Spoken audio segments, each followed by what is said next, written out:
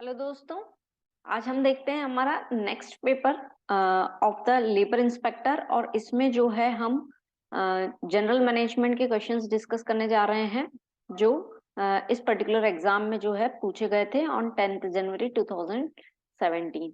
So without wasting a time, let's just come to the question.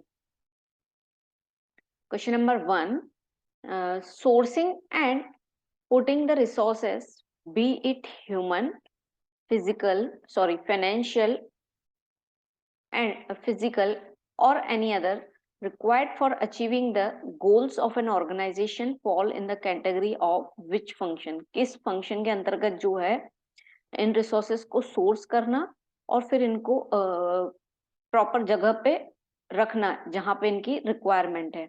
Hindi में यदि इसको पढ़ें हम, एक संगठन के लक्ष्यों को प्राप्त करने के लिए आवश्यक मानव, वित्तीय, भौतिक संसाधनों को प्राप्त करना और संगठित करना, उसको प्राप्त करना और फिर उसको ऑर्गेनाइज करना, ये किस कार्य की श्रेणी में आता है? तो ये जनरल मैनेजमेंट में कॉमन फंक्शंस ऑफ मैनेजमेंट का क्वेश्चन है।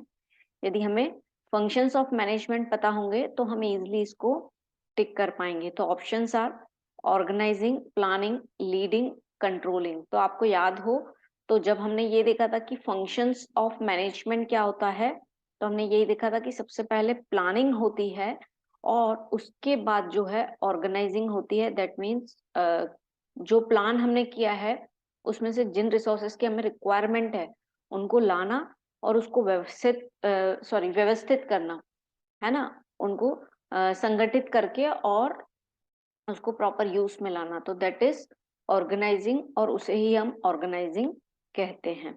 तो ऑप्शन फर्स्ट ऑर्गेनाइजिंग या आयोजन सही है। Question number second, identify the fast moving consumer goods. हमें फास्ट मूविंग कंज्यूमर गुड्स को आइडेंटिफाई करना है। ऑप्शंस में से तेजी से बढ़ती उपभोक्ता वस्तुओं को पहचाने। तो हमारे पास ऑप्शन दिया है car, cycle, swing machine and ketchup sauce. Okay, तो सबसे पहले फास्ट मूविंग कंज्यूमर गुड्स की यदि बात करें तो इसका शॉर्ट फॉर्म होता है एफएमसीजी। ये ऐसे गुड्स हैं जो कंज्यूमर बहुत ही प्रेफरेबल रहते हैं कंज्यूमर्स को, और ये हाईली इन डिमांड रहते हैं। और दूसरा, इन प्रोडक्ट्स की जो शेल्फ लाइफ रहती है वो बहुत ही कम रहती है। दैट मीन्स उसे हमें जल्दी से ही खत्म करना पड़ता है, बहुत लंबी लाइफ नहीं रहती है ऐसे प्रोडक्ट की। तो यूजुअली ऐसे प्रोडक्ट्स में आपके वेजिटेबल्स, फ्रूट्स, है ना, पिकल्स वगैरह, इस तरीके के प्रोडक्ट्स की बात करें तो वो जो है आपके एफएमसीजी गुड्स में आते हैं। तो हमें ऑप्शंस में से चूज करना है कि एफएमसीजी गुड्स कौन सा है। तो कार नहीं है, साइकिलिंग जो है उसकी शेल्फ लाइफ भी ज्यादा होती है स्विंग मशीन की। केचप सॉस जो है डेफिनेटली इसकी शेल्फ लाइफ जो है बहुत ही कम होती है। और यूजुअली ऐसे आइटम्स जो है कंज्यूमेबल होते हैं, है ना, जिनको हम कंज्यूम कर सकते हैं। क्वेश्चन नंबर थर्ड देखते हैं, which source of capital is use to get financial leverage. इसमें से कौन सा सोर्स ऑफ कैपिटल है जिससे हम फाइनेंशियल लिवरेज वे में से यूज कर सकते हैं? वित्तीय प्रभावन क्षमता के लिए पूंजी के किस स्रोत का प्रयोग किया जाता है? Debt capital, equity capital, long term loans या शॉर्ट टर्म लोन्स? तो देखें, यदि हम फाइनेंशियल लिवरेज की बात करें तो it is a type of strategy हम बोल सकते हैं जिसमें हम कैपिटल को अरेंज करते हैं बाय टेकिंग लोन और एक सिक्योर्ड वे में, है ना। तो वो जो है हम किसके थ्रू ले सकते हैं? डेट कैपिटल के थ्रू। डेट कैपिटल क्या होता है? Bye issuing debentures. डिबेंचर्स को इशू करके जो है आप इस सोर्स ऑफ कैपिटल को जो है यूज कर सकते हैं, है ना, ताकि उसका आप यूज कर पाए। तो आंसर डेट कैपिटल, ऋण पूंजी is the correct option. Question number fourth, dash takes into account the total earnings expected from investment proposal over its full lifetime. Hindi में यदि हम उसको देखें, पूरे जीवन काल में निवेश प्रस्तावों से आश्न रूप कुल आय को विचार में रखता है। ऑप्शन पेबैक पीरियड, या average rate of return, NPV जिसे हमने नेट प्रेजेंट वैल्यू देखा था, and internal rate of return, वापसी की आंतरिक दर। तो इसका आंसर ये है एवरेज रेट ऑफ रिटर्न। क्यों एवरेज रिटर्न ऑफ रिटर्न? प्रतिफल की औसत दर। एवरेज रिटर्न ऑफ रिटर्न ये कहता है कि जितनी भी आपकी अर्निंग्स रही हैं divided by total project outlay, जो भी आपका जितना पैसा आपने लगाया है, जितनी आपने अर्निंग की है इनटू 100, तो आपका एवरेज रेट ऑफ रिटर्न आ जाएगा कि आपने कितना अर्न किया है। ओके, तो यही होता है, यही चीज वो पूछ भी रहे हैं कि ऐसा कौन सी चीज है जो टोटल अर्निंग्स एक्सपेक्ट की जाती है कि इतने इन्वेस्टमेंट से इतना टोटल अर्निंग्स आएगा, तो that is average rate of return. Question number 5th, a business unit in question mark category has relatively dash market share in rapidly growing market. Okay, एक तेजी से बढ़ते बाजार में प्रश्न चिन्ह श्रेणी में व्यापार की इकाई सापेक्षित डैश बाजार हिस्सा होता है। तो आपसे पूछा जा रहा है कि जो बिजनेस यूनिट, ऐसा बिजनेस यूनिट जो क्वेश्चन मार्क कैटेगरी में होता है, उसका मार्केट शेयर कैसा होता है। तो दोस्तों, उसका मार्केट शेयर हमेशा लो होता है जो क्वेश्चन मार्क कैटेगरी में होता है, और डेफिनेटली जो है उसकी ग्रोथ जो है वो हाई रहती है। मार्केट ग्रोथ हाई रहती है बट मार्केट शेयर जो है वो लो रहता है। इसमें कैश जो है बहुत ज्यादा यूज होता है ना। तो हम ऑप्शंस देख लेते हैं कि लो है क्या हमारे इसमें, या ग्रोथ से रिलेटेड कुछ चीजें दी हैं क्या। High, low, moderate and very high. तो रिलेटिव है, मार्केट शेयर कैसा रहता है, जैसे हमने बात की अल्प या फिर लो। तो दिस ऑप्शन इज करेक्ट, है ना। बढ़ते हैं हम क्वेश्चन नंबर 6 की तरफ। Which of the following types of compensation is considered as a reward that an employee earns in addition to his regular salary? इसमें से कौन सा compensation जो है एम्प्लॉय को मिलता है उसके सैलरी के अलावा, based on the performance of the individual. प्रतिपूरण का निम्नलिखित में से कौन सा प्रकार एक पुरस्कार के रूप में जाना जाता है जो कि एक कर्मचारी व्यक्तिगत निष्पादन के आधार पर उसके नियमित वेतन के अतिरिक्त प्राप्त करता है। ओके, तो ऑप्शंस देख लेते हैं हम। बेसिक सैलरी, तो सैलरी का पार्ट हो गई, टैक्स नहीं होगा। इंसेंटिव एंड फ्रिंज बेनिफिट्स, तो डेफिनेटली इंसेंटिव्स का मतलब ये होता है कि सैलरी के एडिशन में आपको यदि आपका एम्प्लॉयर कुछ रिवॉर्ड दे रहा है, कुछ प्रोत्साहन दे रहा है, तो उसे हम कहते हैं इंसेंटिव्स। फ्रिंज बेनिफिट्स की यदि बात करें तो ये हम बोल सकते हैं सप्लीमेंट टू योर सैलरी होते हैं, है ना। जैसे कि हेल्थ इंश्योरेंस दे दिया आपको साथ में, इस तरीके की चीजें जो हैं वो फ्रिंज बेनिफिट्स। इंसेंटिव्स जो हैं आपको मोटिवेशन फैक्टर रहते हैं। Okay, yes. नेक्स्ट क्वेश्चन देखें यदि हम, question number 7th, which skills refers to acquisition of knowledge and proficiency in a certain specified specialist field। कुछ विशिष्ट क्षेत्रों में कौन सी कौशलता, ज्ञान और दक्षता के अधिग्रहण से संबंधित है। तो ऑप्शंस जो हैं वो है interpersonal skills, technical skills, conceptual skills and soft skills. तो डेफिनेटली यदि किसी पर्टिकुलर फील्ड के बारे में, स्पेशलिस्ट फील्ड के बारे में प्रोफिशिएंसी और नॉलेज होना, तो वो जो है हमारी टेक्निकल स्किल्स कहलाती हैं। सो ऐसी स्किल्स जो हमारे नॉलेज का एक्विजिशन, दैट मीन्स नॉलेज के बाद जो है हम उसमें प्रोफिशिएंट बनते हैं पर्टिकुलरली स्पेशलिस्ट फील्ड में, तो वो कौन सी स्किल्स कहलाती हैं, that are our technical skills. ठीक है। Question number 8, which of the following roles do not fall under the category of decisional role played by a manager. जब मैनेजर कोई डिसीजन रोल प्ले करता है तो उसमें इनमें से जो है कौन उस कैटेगरी में नहीं आते हैं। दैट मीन्स हमारे पास ऑप्शंस हैं जिसको हम रीड कर लेते हैं। निम्नलिखित भूमिकाओं में से कौन सी भूमिका प्रबंधक द्वारा निभाई गई निर्णायक भूमिकाओं की श्रेणी में नहीं आती है।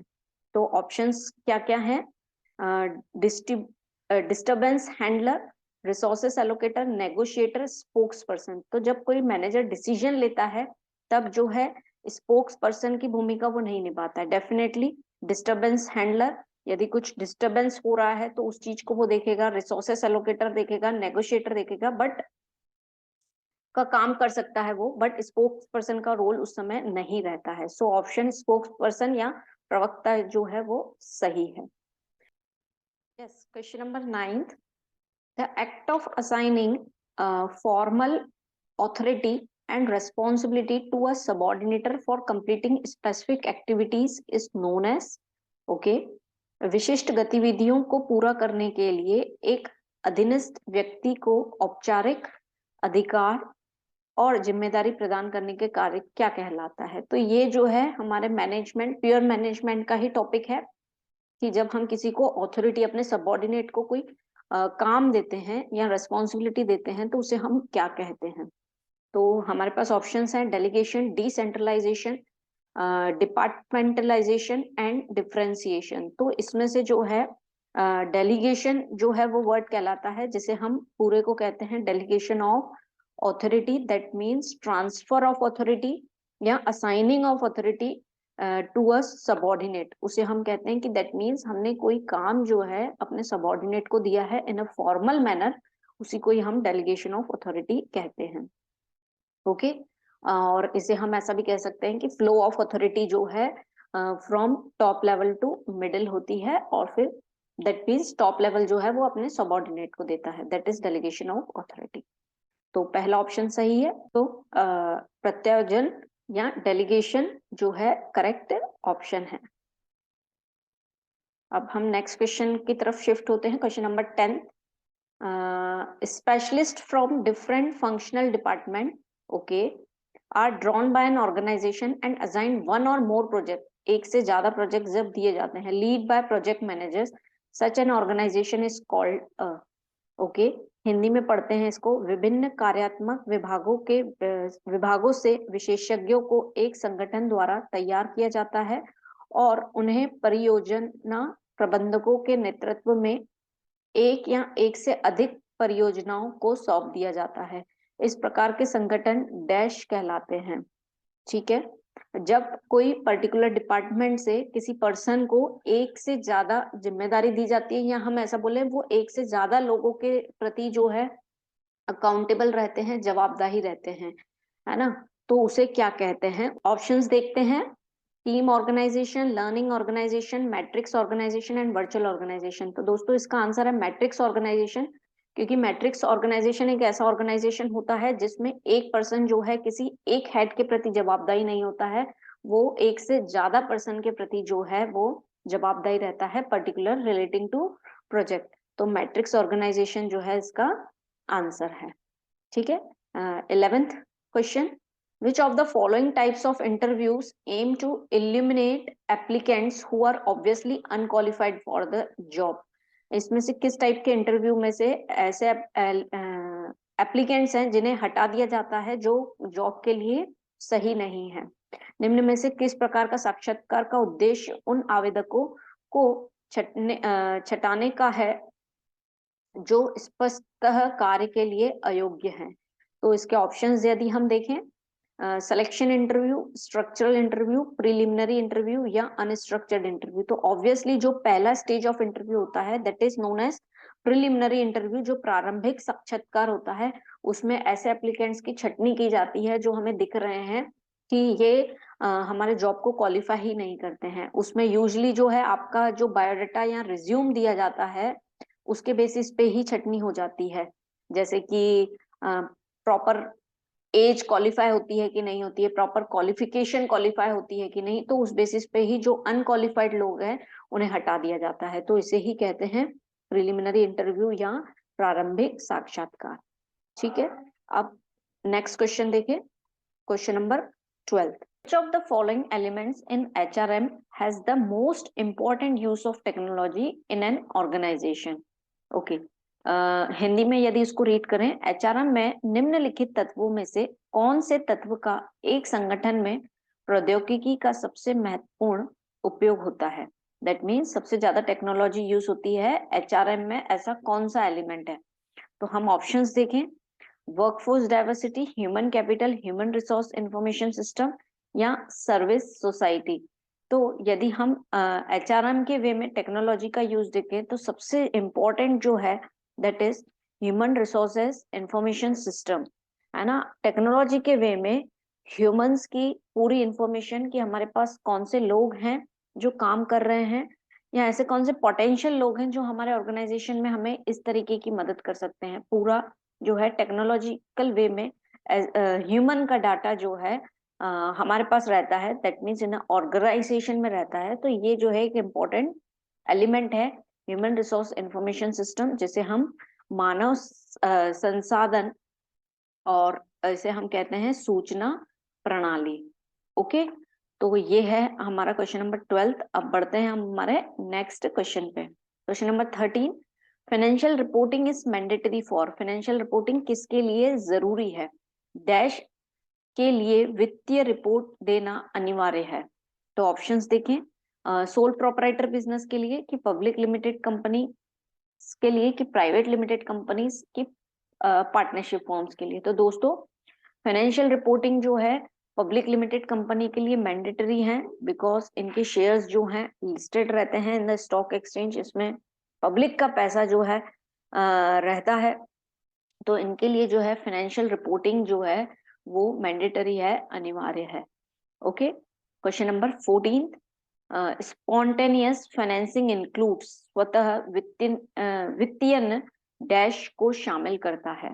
तो इसके ऑप्शंस देखें, जो तुरंत आपकी फाइनेंसिंग जो है क्रिएट करता है, accounts रिसेबल्स, account payable, short term loan, a line of credit. जब हम लोन की बात करें तो एक लंबे समय के लिए लोन जब हमें लेना पड़ता है तो जो है हमें बैंक जाना पड़ेगा या डिफरेंट थिंग्स जो है पर्टिकुलर किसी ऑर्गेनाइजेशन में अप्लाई करना पड़ेगा या डिबेंचर्स इशू करेंगे। बट जो खुद से ही फाइनेंसिंग वे में अरेंज हो पाए, दैट मीन्स जल्दी ही, स्पॉन्टेनियस है ना, जल्दी ही, तो वो होता है अकाउंट पेबल। ओके, जिसे हम बिल पेबल्स भी कहते हैं इन द अकाउंटिंग टर्म। और इसके अलावा स्पॉन्टेनियस फाइनेंसिंग की बात करें तो होता है आपका ट्रेड क्रेडिट, है ना, कि छोटे समय के लिए किसी ने आपको उधार दे दिया, may be in the form of 3 months 4 months, तो उसे जो है हम स्पोर्ट फाइनेंसिंग कहते हैं कि शॉर्ट टर्म ड्यूरेशन के लिए आपको फाइनेंसिंग मिल गई। तो this answer is the correct. ठीक है, question number 15, money market mutual funds dash, मुद्रा बाजार म्यूचुअल फंड डैश। ठीक है, मनी मार्केट म्यूचुअल फंड्स को क्या कहते हैं, also known as finance company, या फिर और ऑप्शन क्या दिया है, an agency that enables individuals and small businessmen to invest indirectly in money market instruments। Okay, और इसके बाद अगर देखें third option, are involve in acquiring and placing mortgage are available only to the high net worth individuals. तो mutual funds company क्या है, एक ऐसी एजेंसी है जो इनेबल करती है इंडिविजुअल और स्मॉल बिजनेसमैन को कि वो इन्वेस्ट करें इनडायरेक्टली मनी मार्केट में या मनी मार्केट के इंस्ट्रूमेंट्स में। डेफिनेटली म्यूचुअल फंड्स का क्या है, हम डायरेक्टली म्यूचुअल फंड कंपनी में इन्वेस्ट करते हैं क्या, हम म्यूचुअल फंड कंपनी को देते हैं अमाउंट और वो कहीं इन्वेस्टमेंट करते हैं। तो एक तरीके का क्या होता है, इनडायरेक्ट इन्वेस्टमेंट होता है, जो कि किसी इंडिविजुअल के लिए भी हो सकता है और किसी स्मॉल बिजनेसमैन के लिए भी हो सकता है। तो मनी मार्केट म्यूचुअल फंड्स क्या है, एक तरीके की एजेंसी है जो हेल्प आउट करती हैं छोटे लोगों को, दैट मीन्स इंडिविजुअल या स्मॉल बिजनेसमैन को इनडायरेक्ट वे में इन्वेस्टमेंट करने के लिए। So this option is correct option. बाकी की अगर बात करें तो also known as finance company ऐसा हम नहीं बोल सकते हैं, और मॉर्गेज रखने के लिए या एक्वायर करने के लिए तो म्यूचुअल फंड्स का ये काम नहीं होता है।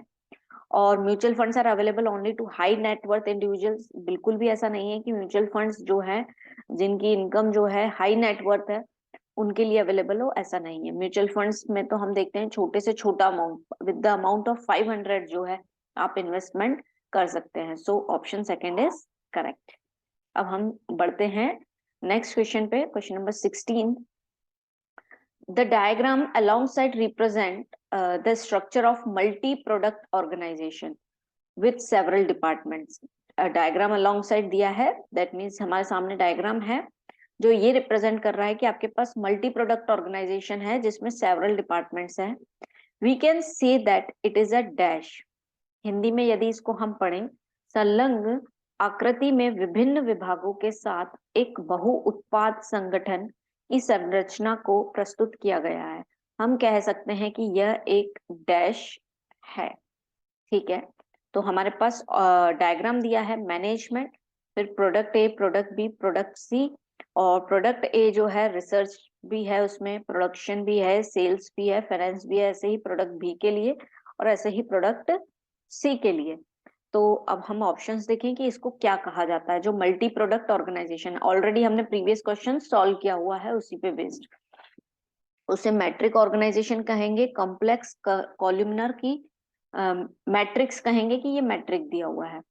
तो क्या कहेंगे, तो हमने देखा था मैट्रिक्स ऑर्गेनाइजेशन ऐसा ऑर्गेनाइजेशन होता है जो पर्टिकुलर ऑर्गेनाइजेशन ऐसा होता है जिसमें आप एक के प्रति अकाउंटेबल नहीं रहते हैं, एक से ज्यादा के प्रति जो है अकाउंटेबल रहते हैं. और वो मल्टी प्रोडक्ट ऑर्गेनाइजेशन होता है तभी ही, है ना. वहां पे आपके अलग अलग प्रोडक्ट बन रहे हैं, प्रोडक्ट ए, प्रोडक्ट बी, तो प्रोडक्ट ए के सेल्स के लिए लायबल है, प्रोडक्ट बी के सेल्स के लिए लायबल है, प्रोडक्ट सी के सेल्स के लिए लायबल है कोई एक ही पर्सन.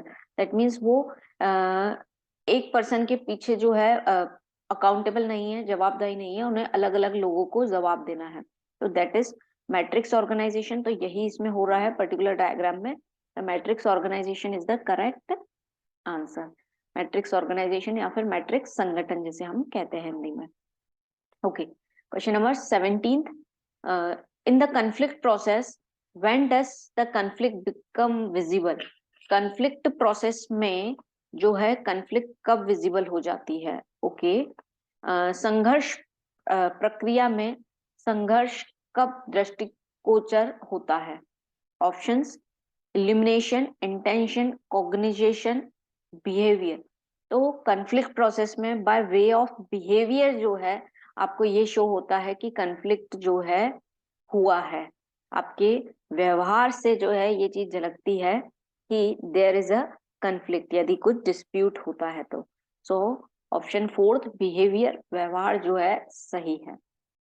ओके, क्वेश्चन नंबर 18 पर चलते हैं. इफेक्टिवनेस इज रिलेटेड टू, प्रभावशीलता इससे संबंधित है. हमने देखा था दो इंपॉर्टेंट की फैक्टर होते हैं मैनेजमेंट के, इफेक्टिवनेस एंड इफिशिएंसी, किसी भी गोल को अचीव करने के लिए. तो हम देखते हैं इफेक्टिवनेस किससे रिलेटेड है. ऑप्शंस देखते हैं.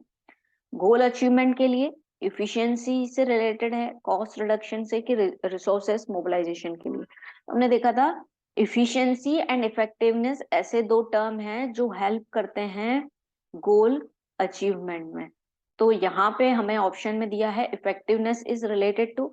तो डेफिनेटली इफेक्टिवनेस किस लिए की जाती है या क्यों होती है effectiveness, that is for the achievement of goal या लक्ष्य उपलब्धि. तो this is the correct option. Yes, पढ़ते हैं हम 19th क्वेश्चन पे. Question number 19. Gross profit is a sales minus. Gross profit में क्या है, जब हम सेल्स में से क्या लेस करते हैं तो ग्रॉस प्रॉफिट आता है. सकल लाभ बिक्री घटाओ डैश से होता है. तो ऑप्शन देखते हैं. ऑल एक्सपेंसेस, अगर सेल्स में से सभी एक्सपेंसेस घटा देंगे तो हमें ग्रॉस प्रॉफिट मिलेगा क्या, कि सेल्स में से हम ऑफिस एंड एडमिनिस्ट्रेटिव एक्सपेंसेस हटाएंगे तो, या सेलिंग एंड डिस्ट्रीब्यूशन एक्सपेंसेस हटाएंगे, या कॉस्ट ऑफ गुड सोल्ड जो है सेल्स में से लेस करेंगे तो ग्रॉस प्रॉफिट आएगा. अब सिंपल सी बात है, यदि हम सिंपल वे में बात करें कि यदि हमें बिजनेस में कुछ सेल करना है तो उसके लिए हमने कुछ खरीदा होगा, दैट मीन्स हमने कुछ पे किया है 1000 रुपीज, अगर हम एग्जाम्पल लें. ठीक है, और हमने उसको सेल्स जो है उसको 1200 रुपीज में बेच दिया है. तो इस बीच में हमें क्या हो रहा है, प्रॉफिट हो रहा है. ओके, हमने एक्सपेंसेस की अभी बात नहीं कर रहे हैं, ये प्रॉफिट हो रहा है 200 रुपए का. ओके, अब ये 1200 कैसे आए हैं, हमको जो पर्टिकुलर प्रोडक्ट है वो 1000 का है और प्रॉफिट जो है 200 का है, इसलिए मिला के जो है सेल्स जो है हमारे पास क्या आई है 1200। अब सेल्स में से हम क्या घटा दें तो हमारे पास कॉस्ट आ जाएगा। अब सेल्स जो है हमारी 1200 है, और सॉरी सेल्स में से क्या घटा दें तो हमारे पास जो है ग्रॉस प्रॉफिट आएगा। तो सेल्स है, ये आपका ग्रॉस प्रॉफिट है, तो ये आपका क्या आ रहा है, कॉस्ट ही आएगा। कर देते हैं हम इसको सॉल्व, 1200 माइनस 200, तो कॉस्ट जो है आपका कितना है 1000, और 1000 क्या है हमारी कॉस्ट। तो आपका क्या बचेगा, कॉस्ट ऑफ गुड सोल्ड। ऐसा कॉस्ट जो आपने बेचा है उसकी कॉस्ट आ जाएगी, तो कॉस्ट ऑफ गुड सोल्ड, जिसे हम शॉर्ट में COGS भी कहते हैं। ओके, सेल्स में से कॉस्ट लेस करेंगे तो हमारे पास ग्रॉस प्रॉफिट आएगा। Okay, question number 20th, recording all the transaction at cost and not market value is known as. सभी ट्रांजेक्शन को कॉस्ट प्राइस पे रिकॉर्ड करना, मार्केट प्राइस पे रिकॉर्ड नहीं करना, इसे हम क्या कहते हैं। जैसे कि हिंदी में सभी लागत पर लेन देन का अभिलेखन करना और बाजार मूल्य पर नहीं करना। दैट मीन जो भी हम रिकॉर्ड करते हैं उसे हम मार्केट वैल्यू में ना लेकर कॉस्ट प्राइस पे लेते हैं, तो ये क्या कहलाता है। तो डेफिनेटली ये प्रिंसिपल्स ऑफ अकाउंटिंग से रिलेटेड है, जो आपको दिए भी गए हैं ऑप्शंस में, कि ये कौन से प्रिंसिपल को फॉलो करता है, टाइम पीरियड को, रियलाइजेशन को, कॉस्ट को, मटेरियलिटी को। तो दोस्तों अभी हमने पिछला क्वेश्चन जब सॉल्व किया था कि XYZ लिमिटेड कोई कंपनी थी और उन्होंने अपना P&L बनाया था फॉर द ईयर 15-16, तो हमने देखा कि वो हर साल बना रही है। दैट मीन्स वो कौन सा प्रिंसिपल अडॉप्ट कर रही है, that is the principle of time period, कि हर साल जो है आपको पर्टिकुलर इंटरवल में आपको फाइनेंशियल अकाउंटिंग की रिकॉर्डिंग करना है। अब यहाँ पे सभी ट्रांजेक्शन को कॉस्ट पे रिकॉर्ड करना है, मार्केट वैल्यू पे रिकॉर्ड नहीं करना है, तो ये कहलाता है हमारा कॉस्ट कंसेप्ट या लागत अवधारणा। ऐसा क्यों, कॉस्ट कंसेप्ट हमें यही कहता है कि जो भी रिकॉर्डिंग्स होंगी वो कॉस्ट पे होनी चाहिए, मार्केट वैल्यू पे नहीं होनी चाहिए, ताकि जो है हम एग्जैक्ट रिजल्ट ऑब्टेन कर पाए। नहीं तो पता पड़े हमने लिया पर्टिकुलर प्रोडक्ट किसी कॉस्ट पे है, और जब हम उसको रिकॉर्ड कर रहे हैं उसकी मार्केट वैल्यू चेंज हुई है ना, तो हम अप्रोप्रिएट रिजल्ट नहीं निकाल पाएंगे, हम कंपैरिजन नहीं कर पाएंगे कि हमारे बिजनेस की परफॉर्मेंस क्या है। तो कॉस्ट कंसेप्ट हमें यही बोलता है कि जो भी आपके ट्रांजेक्शन्स हैं उन्हें आप कॉस्ट पर रिकॉर्ड करो, मार्केट वैल्यू पर रिकॉर्ड ना करो। ठीक है, तो ये प्रिंसिपल्स हैं अकाउंटिंग के, जो जिनके सबके बारे में हमें पता होना चाहिए। जैसे हमने टाइम पीरियड के बारे में भी देखा कि टाइम पीरियड हमें ये बोलता है कि पर्टिकुलर इंटरवल में जो है हमें हमारी फाइनेंशियल रिकॉर्डिंग स्टेटमेंट्स की रिकॉर्डिंग करना है। ओके, तो cost concept is the correct answer. Question number 21, cost of good sold is dash. विक्रीय सामग्री की लागत डैश होती है। ओके, हमारे पास जो है फॉर्मूलाज दिए गए हैं कि कॉस्ट ऑफ गुड सोल्ड आप कैसे निकालोगे। तो दोस्तों ये अकाउंट्स का कॉमन क्वेश्चन है। यूजली जब हम ट्रेडिंग अकाउंट बनाते हैं तो हम कॉस्ट ऑफ गुड सोल्ड की जो है कैलकुलेशन करते हैं। कॉस्ट ऑफ गुड सोल्ड क्या है, ऐसा गुड्स जिसको आपने बेचा है तो वो आपको कितने में पड़ा है, दैट मीन्स आपने उसको कितने में खरीदा है या उसके ऊपर कितना खर्चा किया है, तो वो टोटल मिला के कॉस्ट ऑफ गुड सोल्ड होता है।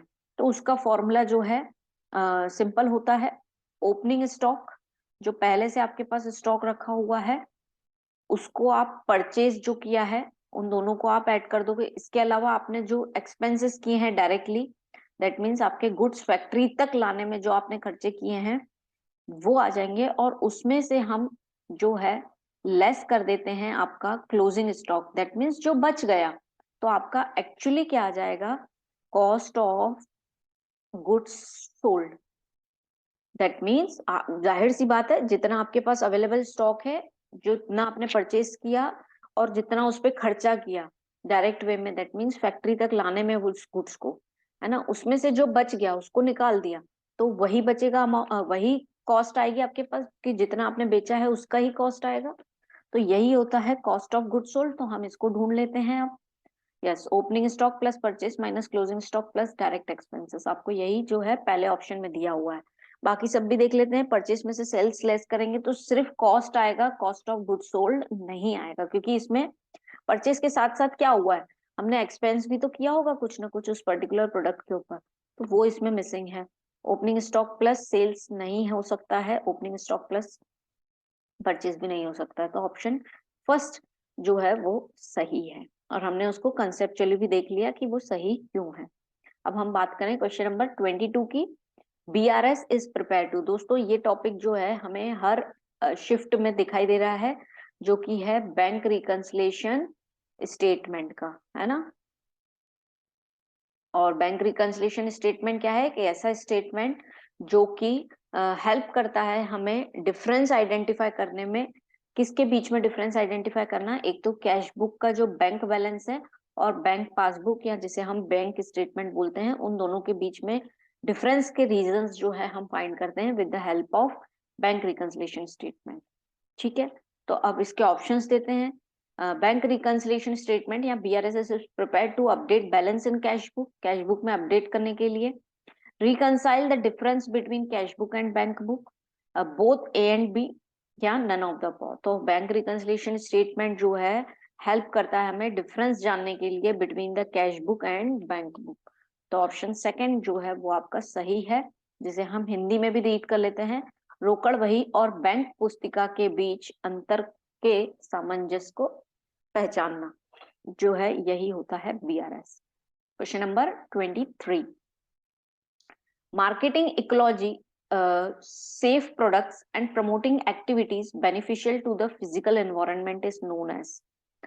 मार्केट का ऐसा टर्म जो हेल्पफुल रहे, दैट मीन्स सेफ प्रोडक्ट रहे एनवायरमेंटल बेसिस पे, या फिर फिजिकल एनवायरनमेंट को कोई हार्म ना हो, ऐसे इस टर्म को हम क्या बोलेंगे, जिसको हम हिंदी में भी रीड करते हैं प्रॉपर वे में। भौतिक पर्यावरण के लिए फायदेमंद और परिस्थिति की सुरक्षित उत्पादों और गतिविधियों को बढ़ावा देने के रूप में किए जाने वाला विपणन कहलाता है। ऐसी मार्केटिंग को क्या कहते हैं जिसमें पर्यावरण का ध्यान रखा जाता है प्रोडक्ट्स को बनाने में? Social marketing, green marketing, intimacy marketing या कल्चरल मार्केटिंग? तो ऑब्वियस सी बात है, उसे हम ग्रीन मार्केटिंग कहते हैं, जिसमें हरित विपणन, जिसमें हम एनवायरनमेंट का ध्यान रखते हैं जब हम कोई प्रोडक्ट जो है बना रहे होते हैं, ताकि एनवायरनमेंट का कोई नुकसान न हो। सो ग्रीन मार्केटिंग, हरित विपणन इज द करेक्ट आंसर। ठीक है, question number 24, total revenue of business for the year is in rupees is 2,40,000। Gross profit जो है आपको दिया है 60,000 rupees. What is gross profit ratio? आपको ग्रॉस प्रॉफिट रेशियो निकालना है। एक व्यापार का एक वर्ष में कुल राजस्व जो है 2,40,000 है, सकल लाभ जो है 60,000 रुपए है, तो आपको सकल लाभ अनुपात क्या है वो निकालना है। ओके, तो हमारे पास ऑप्शंस दिए हुए हैं 24%, 25%, 40% एंड 50%। तो हम निकालें। आपको ग्रॉस प्रॉफिट रेशियो जब भी निकालना हो, इसको हमने शॉर्ट में लिख दिया GPR, ग्रॉस प्रॉफिट रेशियो। जब भी निकालना हो तो इसका फॉर्मूला होता है gross profit upon net sales into 100। यदि हमें फॉर्मूला नहीं भी पता है तो भी बहुत आसान है। आपने 60,000 रुपीज अर्न किए हैं, ओके, मतलब आपको एज अ प्रॉफिट में मिले हैं, वो भी कितने उस पे, टोटल सेल्स पे, दैट इज 2,40,000। तो आपने एक्चुअली उसको रेशियो फॉर्म में, या उन्होंने बोला हमें रेशियो है, बट वो हमारे पास जो आंसर दिए हैं वो परसेंटेज में दिए हुए हैं, तो हमें इनटू करना पड़ेगा 100 से। तो हम निकाल लेते हैं, दैट इज 1/4, और 4 को डिवाइड करें यदि हम 100 से, तो हमारा आ रहा है 25%। ठीक है, तो आप दैट मीन्स जो 60,000 है वो कितना हिस्सा है 2,40,000 का, दैट इज 25%, है ना। Total revenue, that means total sales तो आपको 2,40,000 की आ रही है, लेकिन आपका ग्रॉस प्रॉफिट 60,000 है, तो एक्चुअली आपने कितना परसेंट कमाया है, that is 25%। Question number 25, dash entails monitoring environment, assessing the impact of strategic plans and changing those plans as and when needed। Okay, Hindi में भी इसको रीड करते हैं, वातावरण निगरानी पर जोर देता है। ऐसी कौन सी चीज है जो वातावरण निगरानी पर जोर देता है? कार्यनीतिक योजनाओं के प्रभाव का आकलन करता है और आवश्यकता अनुसार उन योजनाओं में परिवर्तन करता है। जब जरूरत पड़े तब हम उसे चेंज भी कर सकते हैं। तो ऐसी क्या चीज है? Option: strategic control, tactic control, operational control या स्पैन ऑफ कंट्रोल। तो पर्टिकुलरली हम इन्वायरमेंट को मॉनिटर कर रहे हैं, उसको देख रहे हैं कि उसका इम्पैक्ट क्या पड़ रहा है अपनी स्ट्रेटेजी जो हमने लगाई है उसके बेसिस पे, और समय की जरूरत के हिसाब से यदि हमें उसे उस प्लान को चेंज भी करना पड़ेगा तो हम उसको करेंगे। तो हम उसको क्या बोलेंगे? Strategic control. दैट मीन्स हमने जो स्ट्रेटेजी बनाई है, हमें डेफिनेटली उसमें पॉसिबिलिटीज रहेंगी कि हम उसको चेंज भी कर पाए समय के साथ यदि उसकी जरूरत है तो, if there is need. So strategic control या रणनीतिक नियंत्रण जो है सही आंसर है। तो यहाँ पे खत्म होते हैं हमारे 25 क्वेश्चंस, फिर से जो हमने देखे हैं जनरल मैनेजमेंट के। और हम ये भी देख रहे हैं कहीं ना कहीं टॉपिक्स सिमिलर हो रहे हैं, जैसे कि BRS लेवल्स ऑफ मैनेजमेंट, ये कुछ इंपॉर्टेंट टाइप्स हैं, या हमने अकाउंटिंग के जो बेसिक स्टेजेस हैं उसको देख लें, तो कहीं ना कहीं आपके क्वेश्चंस जो है मैच हो रहे हैं प्रीवियस ईयर के, हर शिफ्ट टू शिफ्ट। तो डेफिनेटली हमें इन्हें प्रिपेयर करना है, और यदि कोई डाउट हो तो आप पूछ सकते हैं। With this, all the best for the exam. Thank you for the session.